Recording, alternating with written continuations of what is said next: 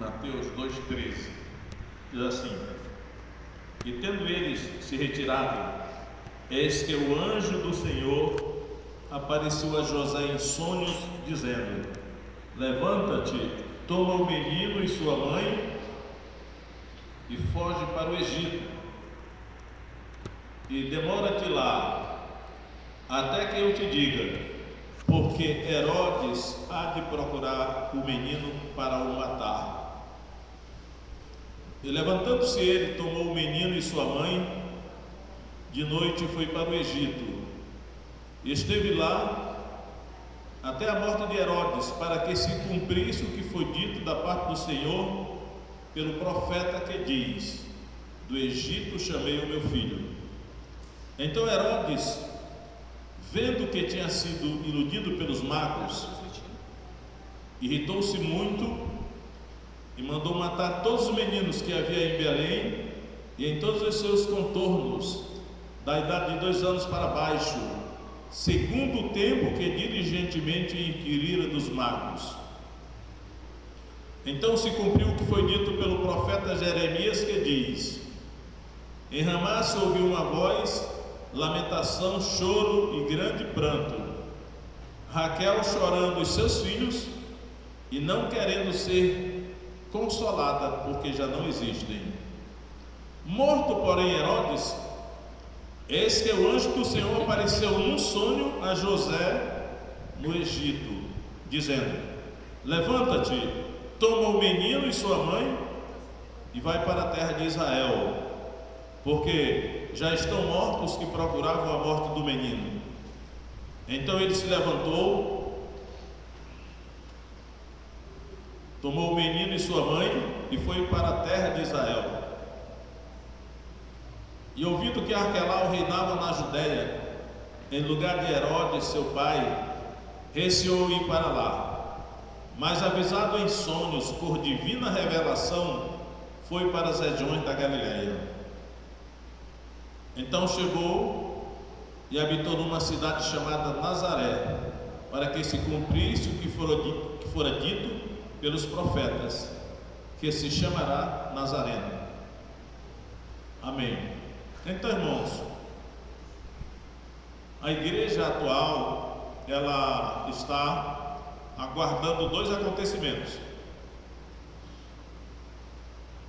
Uma parte da igreja, que eu creio que é a maioria, ela está aguardando o arrebatamento da igreja. Aí se você for olhar, essa parte da igreja que está aguardando o arrebatamento da igreja, ela está pensando assim: olha, a qualquer momento Jesus virá e vai levar a igreja, vai arrebatar a igreja e levar para o céu. E aí, os ímpios, que não são crentes, e os crentes infiéis vão ficar aqui na terra para sofrer perseguição às mãos do anticristo. Esse é o pensamento creio que da maioria da igreja. Mas a outra parte da igreja, que eu creio que é a minoria, ela não crê desse jeito, né? Ela crê assim: o que virá em seguida, o que nós estamos aguardando, que vai acontecer mesmo, não é o arrebatamento da igreja, é a grande tribulação, aonde o anticristo vai se manifestar e ele vai perseguir a igreja. E aí vai haver muito sofrimento para a igreja, muita perseguição. Aí eu quero dizer aos irmãos que eu estou nesse segundo grupo. Os que não acreditam que a igreja vai passar pela grande tribulação estão enganados por uma errada interpretação da Bíblia, né? O diabo cega, até na interpretação da Bíblia o diabo cega, né? Aí o que acontece? Nós estamos em 2022, já na iminência de passar para 2023. Muitos estudiosos das profecias acreditam que 2023 até 2030 serão os 7 anos da grande tribulação, onde haverá uma perseguição contra a igreja, uma grande perseguição, por isso que é chamada de grande tribulação, né? aflição, sofrimento para a igreja. E aí, eu fiquei pensando, temos que preparar a igreja para viver sob perseguição. Na verdade,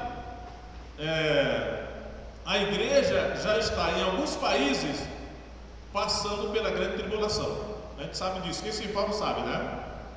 Em muitos países a igreja já está sendo perseguida.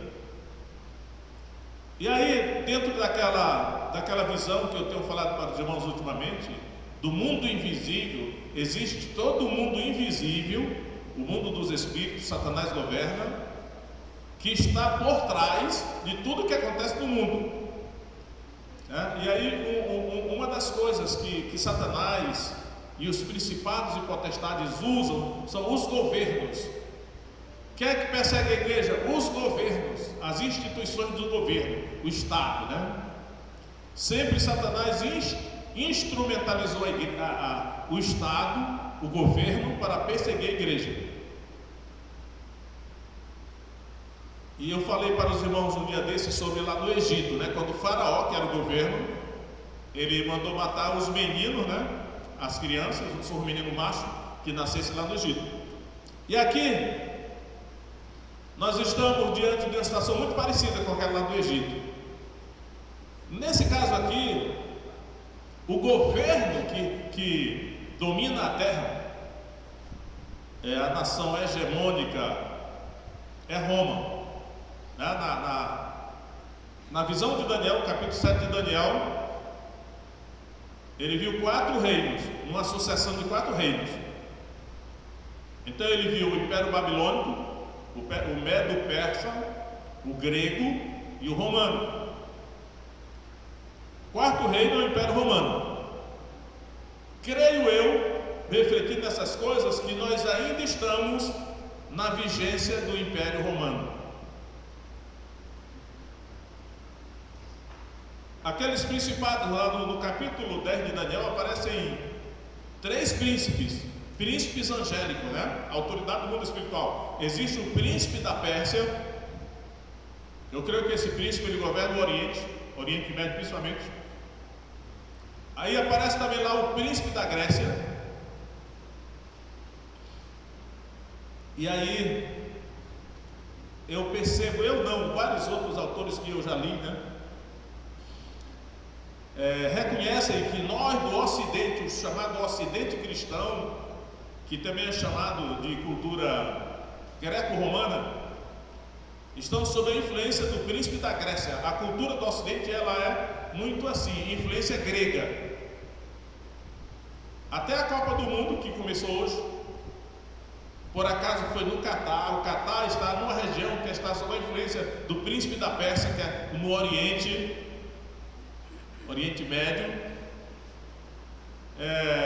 Só que essa mentalidade grega de Olimpíada, de ginásios, e naquela época não havia futebol, né? Mas o futebol está dentro da cultura grega, da competição, né? Que o príncipe da Grécia ele rege essa atividade. Eu estou vendo que o príncipe da Grécia levou a Copa do Mundo para dentro da área de domínio do príncipe da Pérsia. É muito significativo isso no mundo espiritual. Então, irmãos, o que eu quero hoje é olhar aqui para esse cenário onde Herodes, Herodes era o rei da Judéia. A gente vê a Judéia, geralmente no Antigo Testamento seria Judá, né? O rei de Judá. Lá no Antigo Testamento tem vários reis de Judá. Aí quando chega no Novo aqui, chama-se o rei da Judéia. Só que nessa conjuntura aqui que nós estamos examinando, Israel não era mais uma nação soberana. Israel agora era uma nação vassala que estava vivendo debaixo da autoridade do 4º império da profecia de Daniel, que é o Império Romano. Então, a autoridade mesmo que reinava na terra naquela época era o Império Romano, e o imperador romano era a maior autoridade política do mundo naquela época. E Herodes tinha a sua autoridade derivada do Império Romano. Então Herodes, ele recebeu a sua autoridade, ele foi nomeado pelo imperador romano para governar a Judéia. Então ele era o rei da Judéia, né? Aí o que acontece? Nós temos que atentar para o seguinte: o diabo, Satanás, ele usa, ele manipula, ele controla os governos. Quase todos, né?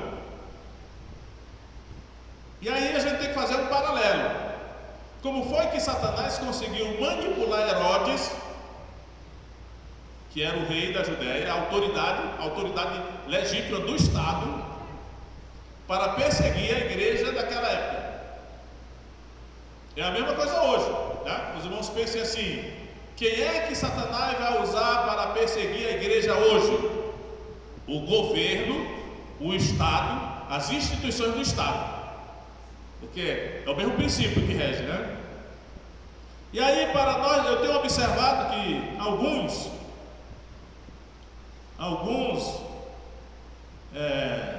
estudiosos, eles dizem assim: a maior parte da igreja não está preparada para enfrentar o anticristo.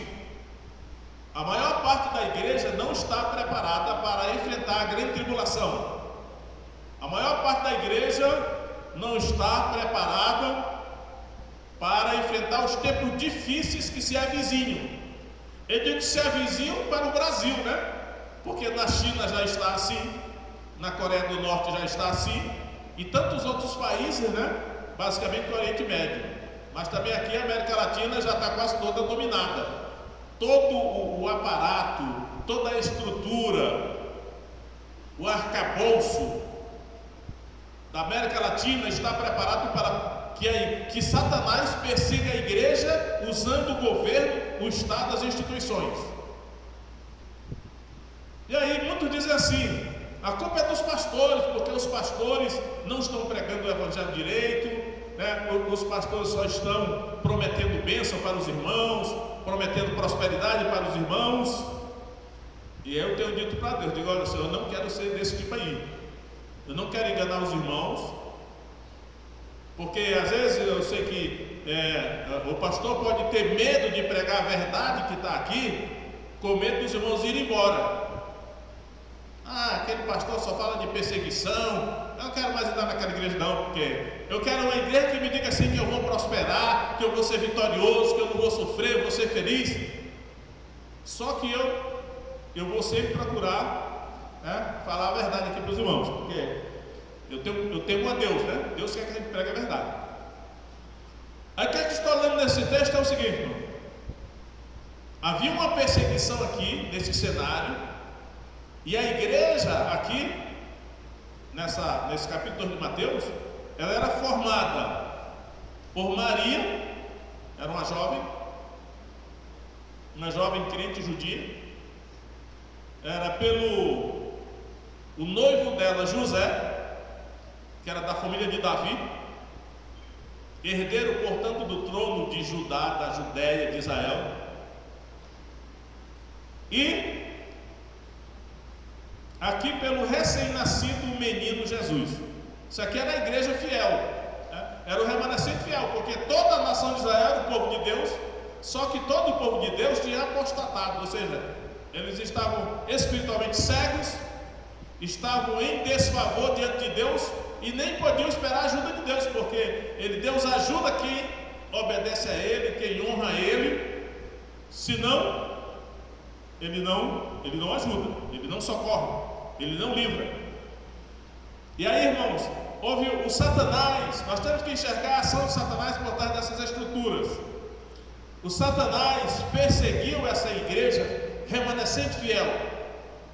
Ultimamente eu tenho dito: Senhor, eu sei que quando o Senhor voltar, a maioria da igreja já vai estar na apostasia, mas sempre Deus vai deixar um remanescente fiel, um pequeno grupo que está fiel.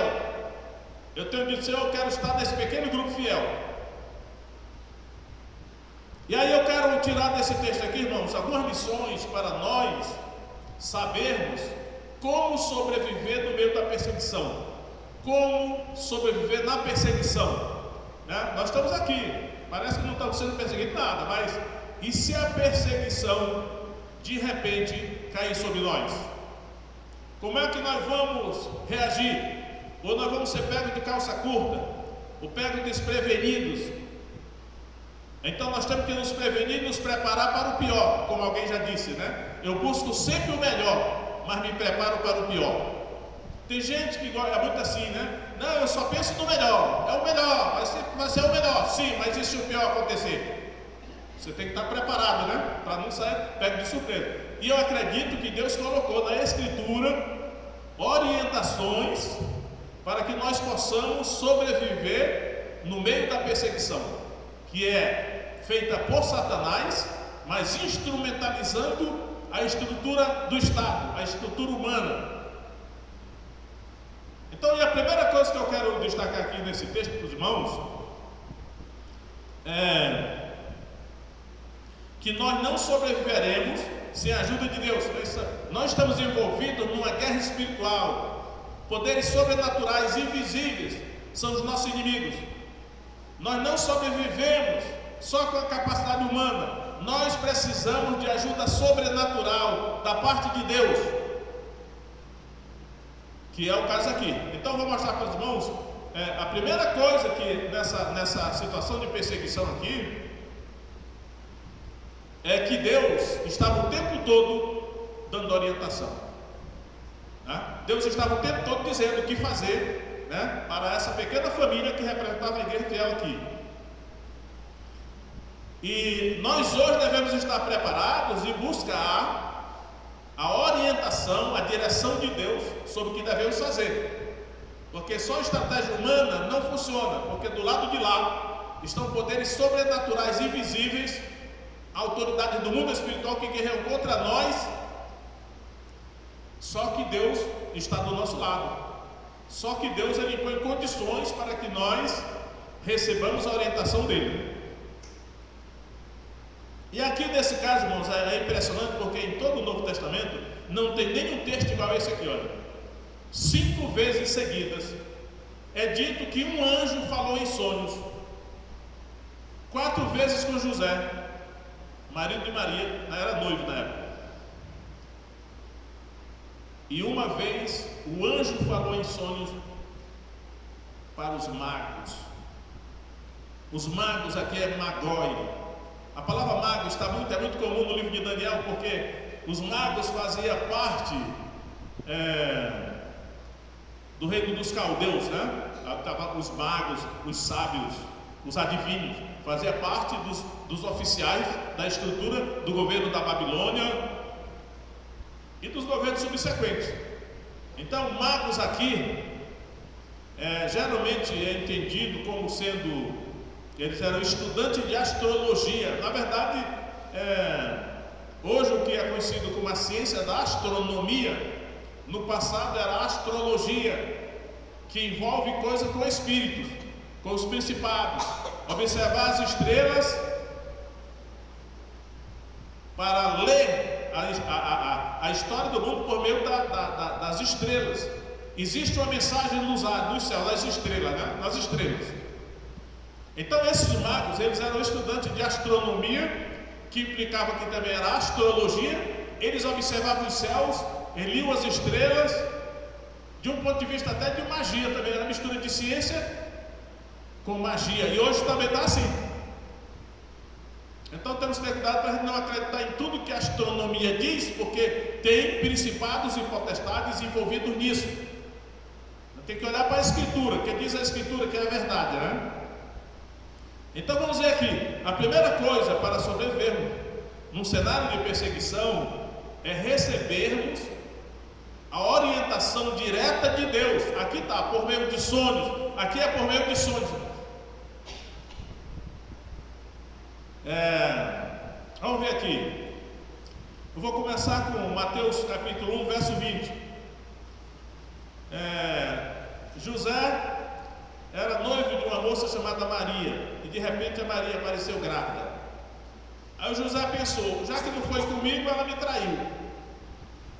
Ele teria o direito de apresentá-la diante dos anciãos para que ela fosse morta por apedrejamento.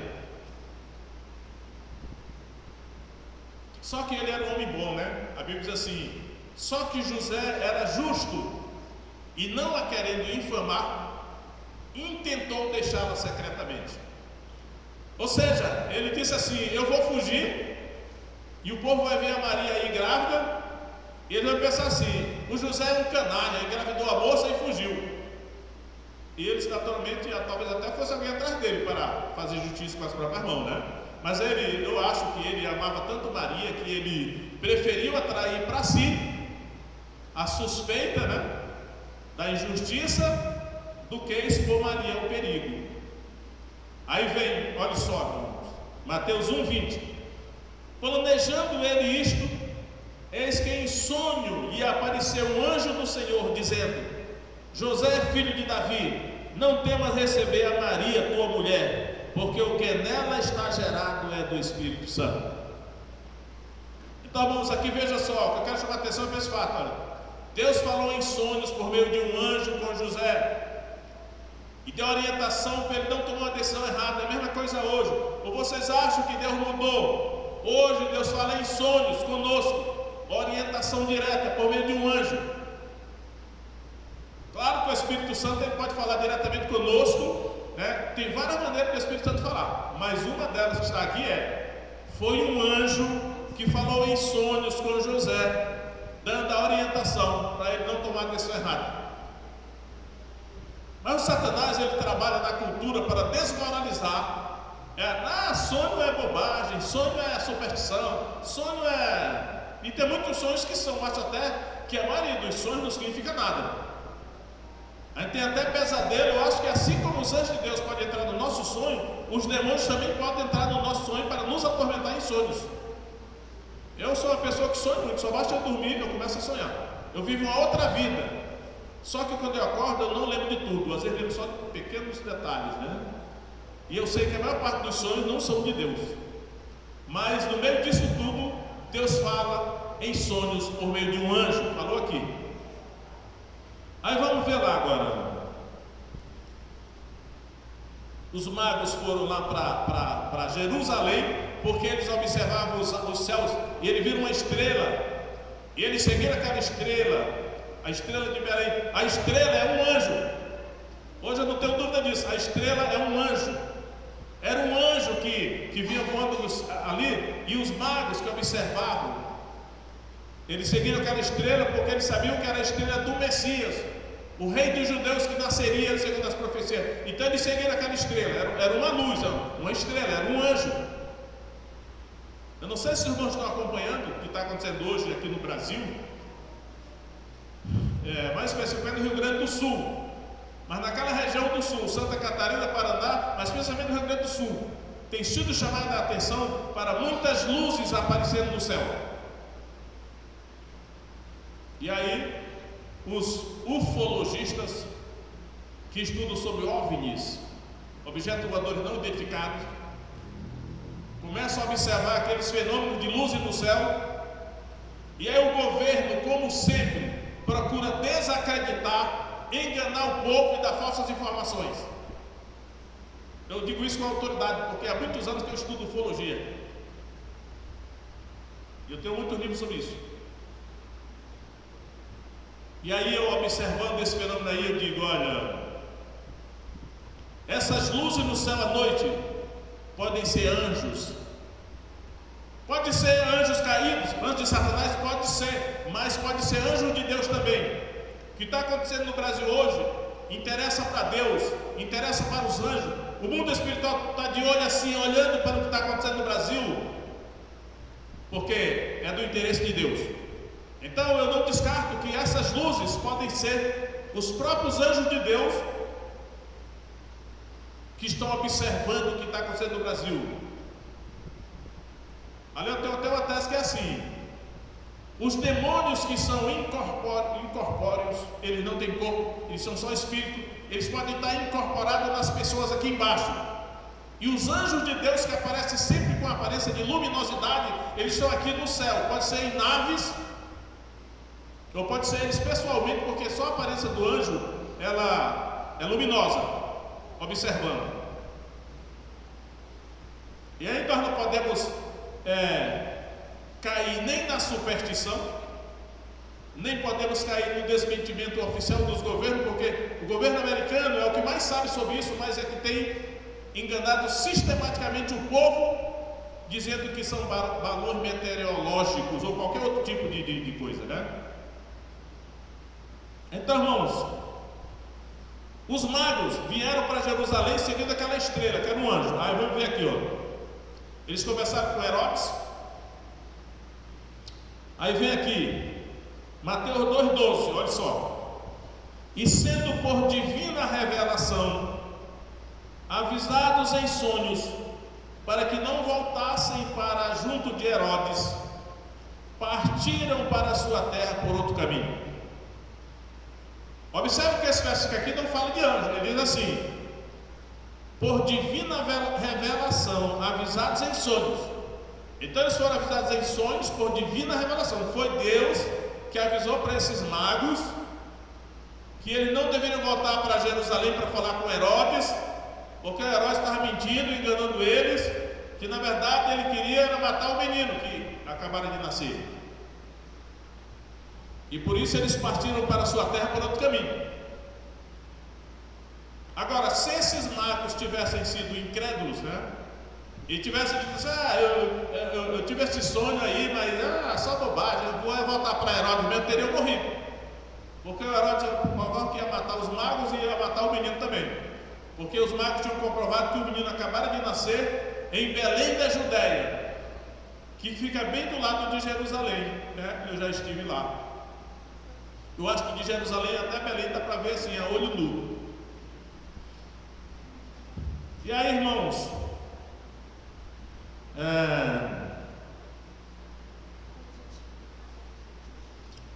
mesmo assim, quando fala a palavra anjo nesse versículo aqui, mas diz assim: eles foram avisados por divina revelação.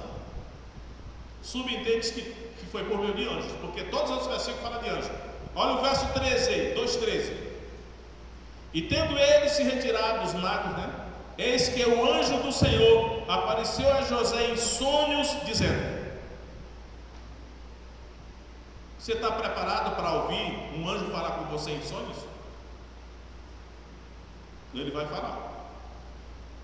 Talvez quando você se acordar, você talvez nem lembre. Mas é melhor a gente orar assim: Senhor, quando eu tiver um sonho, faz eu me lembrar. Porque o Nabucodonosor teve um sonho e se esqueceu dele, né? Não sabia nem o que ele tinha sonhado. E Daniel foi lá para relembrar, né?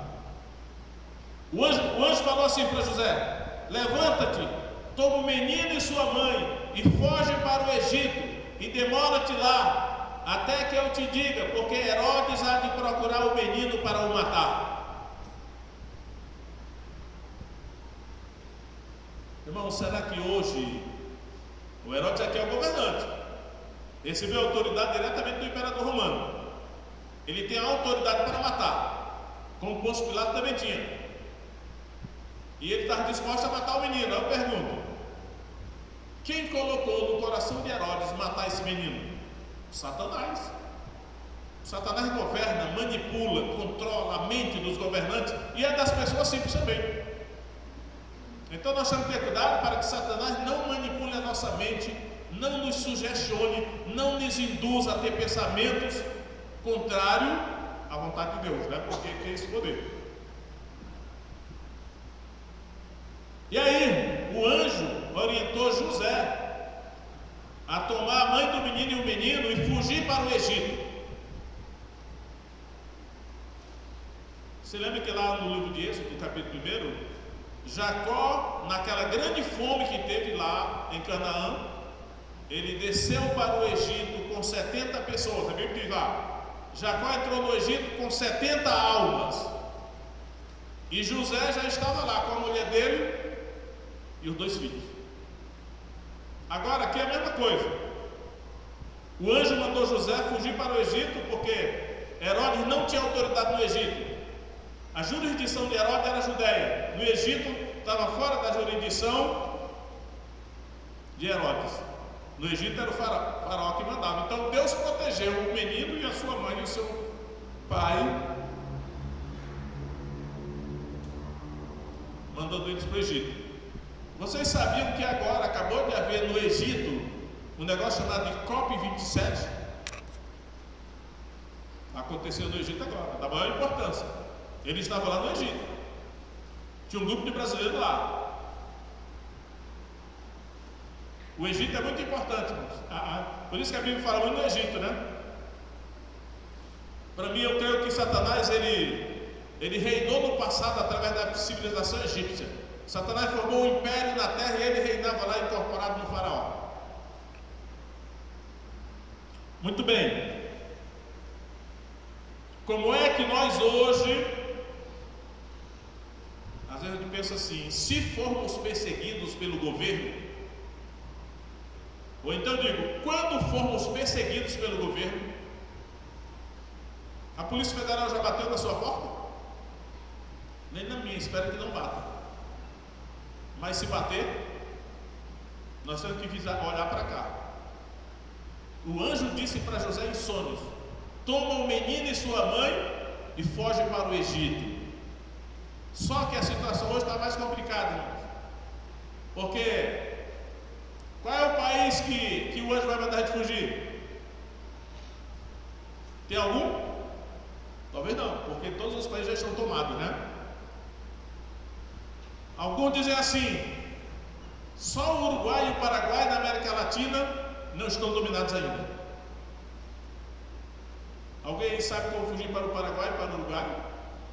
E até quando o Paraguai e o Uruguai vão resistir? Mas uma coisa é certa: todo problema tem solução. Nós é que não vemos, só que Deus vê. E aí ele pode mostrar para nós, né? Às vezes diz assim: quem tiver colônia, chácara, sítio, mantenha, porque talvez você tenha que fugir para lá.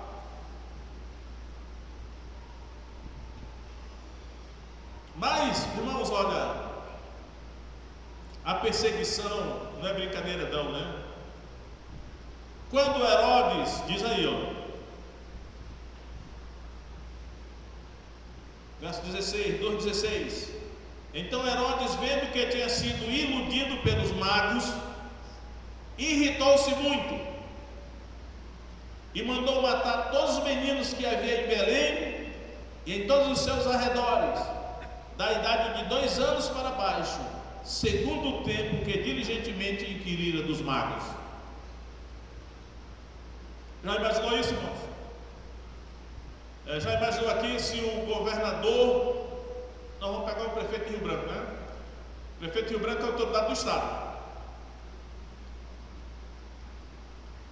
Se ele de repente fizesse um decreto e dissesse assim, mandasse a polícia dele, né? Porque a polícia estadual é a polícia militar estadual, a civil também é estadual, mas deve ter uma polícia municipal, né? E o prefeito não vai fazer, vamos imaginar hipoteticamente, né? Olha, os policiais vão matar todos os meninos que nasceram de 2 anos para baixo. Aí ele chega na casa, bate a palma aí: quantas crianças? Não, aqui tem 4 crianças, mas todos têm mais de 4 anos, então vamos passar para outra casa. Aqui tem uma criança que está com 1 ano que nasceu, mata. Quantos meninos será que morreram aqui? Todos os meninos de Belém. Belém era uma cidade pequena, ainda bem, era uma cidade pequena. Mas Herodes mandou matar todos os meninos. Aí eu digo para vocês, eu creio que era só meninos machos, porque lá no Egito, em Êxodo capítulo 1, ele mandou matar só os meninos machos. Por quê? Porque Satanás sabia que o Messias seria um homem, não seria uma mulher. Então, na cabeça de Satanás, ele eliminaria os meninos que nascessem para que não desse a vontade do libertador nascer. Agora, na cabeça de Herodes, que não sabia que estava sendo manipulado, ele achava que ele estava só se vingando, porque ele ficou com raiva, né? Então, irmãos,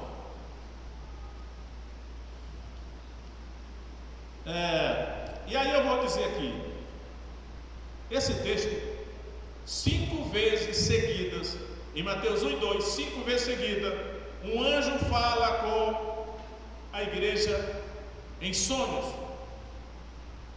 Então hoje eu creio que Deus não mudou. Deus vai falar conosco em sonhos. Eu já me livrei de muitas coisas porque Deus me avisou em sonhos. Parece superstição, né? Há um tempo desse eu comprei 3 passagens de avião, não foi isso? Eu digo, eu vou a Belém visitar o seminário de teologia onde eu estudei. Aí eu comprei um para mim, uma passagem para mim, outra para subir, outra para o Benaís, foi isso? Parece que ele estava pedindo, por que ele estava pedindo? Estava trabalhando, né? Eu digo, nós vamos nós 3 para Belém, que eu estou com uma saudade enorme do seminário, vamos visitar lá. Aí comprei as passagens, paguei. Alguns dias antes, meu irmão, de eu viajar, eu sonhei. No meu sonho, eu estava dentro do avião com o meu pessoal e o avião caía. E aí eu via o destroço do avião. Eu via que eu não morria na queda do avião, porque eu estava andando por lá, vendo o destroço do avião, vendo as pessoas mortas, mas eu não morria. Mas o avião estava lá, no meio da mata. Eu me tive por bem avisado. Joguei as passagens no lixo, perdi esse dinheiro e nunca fui lá. Então não leve em pouca conta, irmãos, os avisos em sonhos, porque muita gente que já morreu porque não deu crédito naquilo que Deus avisou em sonhos. Eu acho que quando vai acontecer qualquer desgraça com qualquer pessoa, Deus avisa primeiro. E a gente sonho é bobagem. Não é bobagem não. Então mais do que nunca nós vamos precisar da direção de Deus nesse tempo de perseguição. E eu tenho que orar, Senhor, nos orienta, Senhor. Qual que é a solução? Para onde é que a gente vai? O que é que a gente vai fazer, Senhor? E também se prepare, né? Vocês já estão vendo aí? 4 milhões de venezuelanos estão fora da Venezuela, fugindo de lá. Muitos estão aqui no Brasil, né? Eu vejo aqui nos semáforos, quando eu vou passando, às vezes é uma família, um rapaz, uma moça e 2 crianças ou uma. As meninas sentadas ali na grama e eles pedindo ajuda. Eu digo, olha só, esses aí fugiram da Venezuela. Porque será que é parecido com o que aconteceu lá, que está acontecendo? Não é parecido não. Aí eu digo assim, rapaz, tomara que nós brasileiros não tenhamos que fugir do Brasil e sejamos achados em outro país pedindo esmola nos cruzamentos, porque caminha para essa direção aí. E nós temos que estar preparados, porque Deus não nos deixou no escuro, Deus não nos deixou sem orientação, e o Espírito Santo vai nos orientar passo a passo. Por isso que a Bíblia diz assim: todos que são guiados pelo Espírito de Deus, esses são filhos de Deus. Então nós precisamos da direção imediata do Espírito Santo. E aqui nesse caso, ele usou anjos para falar em sonhos. Por que o anjo não apareceu pessoalmente? Não sei, eu nunca vi um anjo. Mas sonhar o sonho todo dia. Então, irmãos, já estou quase terminando, mas ainda quero levantar outro ponto aqui. Herodes, sobre Herodes, olha só. E aqui é o seguinte: ai daqueles que perseguirem a igreja. Esses que perseguem a igreja vão cair na mão de Deus, vão receber o juízo de Deus. E aí eu não queria estar na perto deles. Na verdade eles estão sendo enganados por Satanás, porque eles vão perseguir a igreja e Deus vai tomar vingança contra eles, porque tomou contra Herodes. Olha só, irmãos, esse Herodes aqui diz assim: e esteve lá até a morte de Herodes. José esteve no Egito até a morte de Herodes. Aí vem aqui, verso 19: morto porém Herodes, o anjo do Senhor apareceu. Irmão, vocês sabem como é que o Herodes morreu? Foi horrível como o Herodes morreu. Eu fiquei fazendo uma pesquisa, observei que muita gente pensa que só tem um Herodes. Nós temos que entender que não tem só um Herodes não. Aqui está dizendo que quando esse Herodes aqui, que matou os meninos, que queria matar o menino Jesus, chama-se Herodes o Grande. E aqui mesmo no texto diz que quando ele morreu, o filho dele, chamado Arquelau, assumiu o governo da Judéia. Por isso que um anjo apareceu para José em sonhos e disse: não vai para a Judéia, vai para a Galiléia, porque Arquelau, filho de Herodes, ele está reinando na Judéia. E aí ele foi para a Galiléia, morar em Nazaré. Então era Herodes o Grande foi esse aí, que matou as crianças. Tem esse Arquelau, que era filho dele, que assumiu o governo depois dele. Tem o outro Herodes que matou João Batista, é chamado Herodes Antipas, ou Herodes o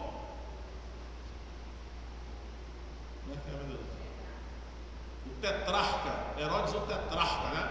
Porque dividiram a Judéia em 4 partes e cada parte deu para um, era um tetrarca. Então, Herodes o tetrarca, que era Herodes Antipas, que matou João Batista, decapitado. E aí, quando chega no livro de Atos, aparece um quarto Herodes que mata a espada, decapitado Tiago, o apóstolo Tiago, irmão de João. Esse aí chama-se Herodes Agripa I.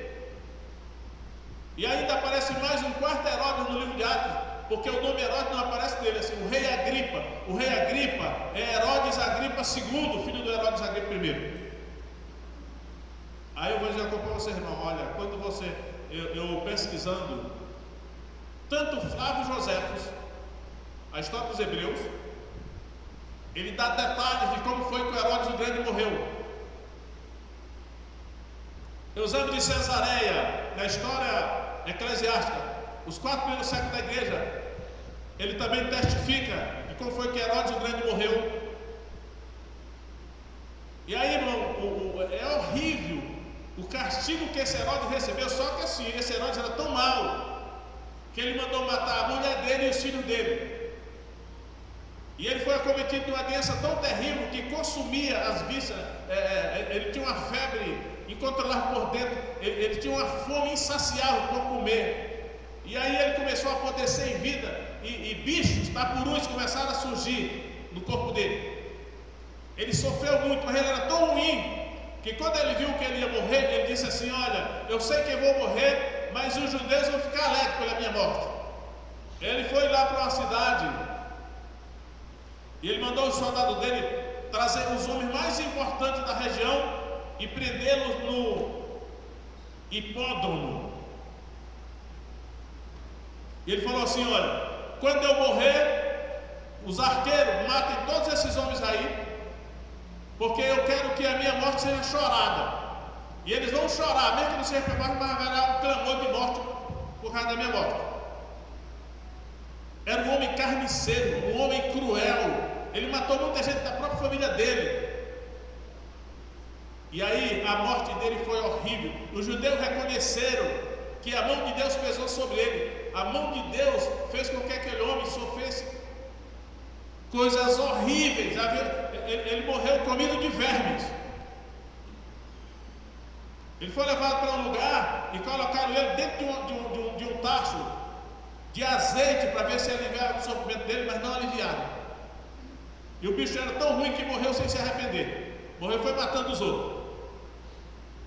Então, aí só que isso aí não está na Bíblia. Só está se você estudar a história fora da Bíblia. Só que na Bíblia está, no capítulo 12 de Atos, que o neto, acho que era neto dele, Herodes Agripa I, que matou Tiago a espada. Aí a Bíblia, como é a palavra de Deus, ela revela o que aconteceu na vida desse outro Herodes aí. A Bíblia diz assim: porque Herodes não deu glória a Deus, comido de vermes expirou. O anjo tocou nele. O anjo feriu Herodes. Essa coisa é chamada na história a doença de Herodes. Eu fico impressionado porque o mesmo castigo que Deus mandou na vida do Herodes o Grande, aquele primeiro que matou os meninos, Deus castigou com o mesmo castigo na 4ª geração esse neto ou bisneto dele. Ele morreu comido de vermes. Só que a Bíblia diz que foi um anjo que tocou nele. E aí, por que eu estou dizendo isso, irmão? Porque por mais que essas pessoas persigam a igreja, né? Pode até matar alguns da igreja, mas pode ficar sabendo que a vingança de Deus será terrível contra esses que hoje estão perseguindo a igreja. Eu digo: rapaz, eu não quero nem pensar desses caras aí na mão de Deus quando a vingança de Deus chegar neles. Por isso que eu creio que estão sendo enganados por Satanás. E Satanás faz com que eles pensem que Deus não vai se vingar, porque Deus vai se vingar. Deus diz assim: minha é a vingança, eu retribuirei, diz o Senhor. Deus é vingador. Eu não digo vingativo porque fica pejorativo, mas Deus é vingador, Ele vingará. Por isso, quando o cristão estiver diante da perseguição, ele deve sorrir para o seu algoz e dizer assim: olha, tenho até pena de você quando você cair na mão de Deus. E esse sofrimento é aqui mesmo. Eu percebo que se a pessoa quiser morrer, ela morre, ela pensa que acabou o sofrimento. Não vai acabar. Mas quando Deus quer castigar alguém, Ele não deixa ela morrer sem sofrimento. E aí Ele vai botar um sofrimento atroz.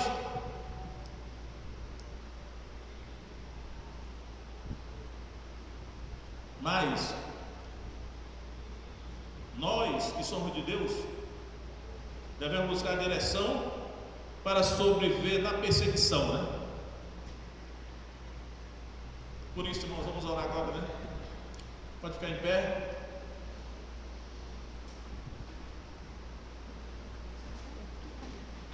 Jesus, José e Maria sobreviveram naquela perseguição. Herodes morreu, mas ele não. Eu peço a Deus que aconteça a mesma coisa hoje, irmãos, né? Que Deus nos mantenha vivos, protegidos debaixo da perseguição. Aí eu penso assim: tomara que Ele castigue os nossos perseguidores, né?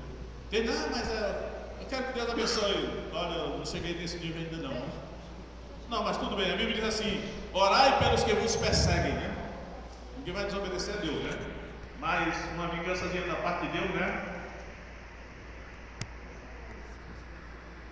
Então eu vou orar agora por você. Eu vou fazer uma oração eclética aqui. Quem quiser receber essa oração, vem à frente e nós vamos fazer essa oração.